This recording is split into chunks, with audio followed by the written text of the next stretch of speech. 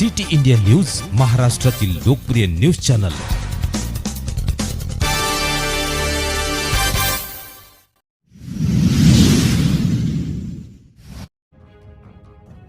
बजरंग दल व विश्व हिंदू परिषदेच्या वतीने हदगाव तहसील कार्यालय समोर निदर्शने।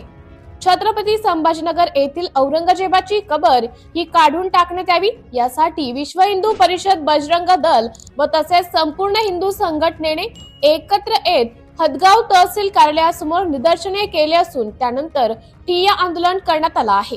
तरी सरकारने आमच्या आंदोलनाची दखल घेऊन त्वरित औरंगजेबाची कबर काढण्यात यावी, अन्यथा यापुढे तीव्र स्वरूपाचं आंदोलन छेडण्याचा इशारा विश्व हिंदू परिषद व बजरंग दलाच्या वतीने मुख्यमंत्री देवेंद्र फडणवीस यांना तहसील मार्फत पत्र देऊन इशारा देण्यात आला।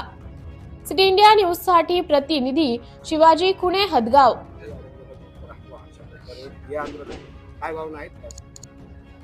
या क्रूर हत्यारा औरंग्याने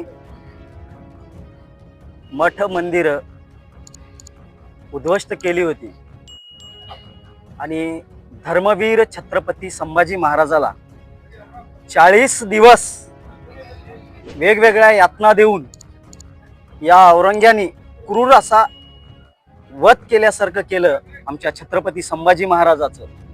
आणि या काही राजकारणी लोकांनी पूर्वीच ती कबर हटवायला पाहिजे होती, संभाजीनगरमध्ये असलेली ती कबर।